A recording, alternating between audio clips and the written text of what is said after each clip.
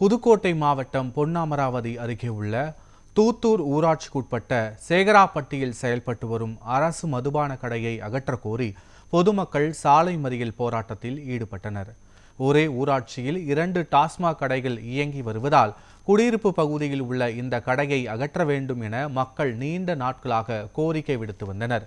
அரசு அதிகாரிகள் எந்த நடவடிக்கையும் எடுக்காததால் அவ்வழியாக சென்ற அரசு பேருந்தை வழிமறித்து அப்பகுதி மக்கள் சாலையில் அமர்ந்து போராட்டத்தில் ஈடுபட்டனர்.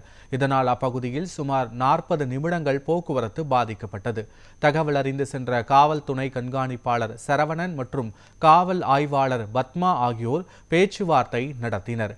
விரைவில் நடவடிக்கை எடுக்கப்படும் என அதிகாரிகள் உறுதியளித்ததை தொடர்ந்து பொதுமக்கள் போராட்டத்தை கைவிட்டனர்.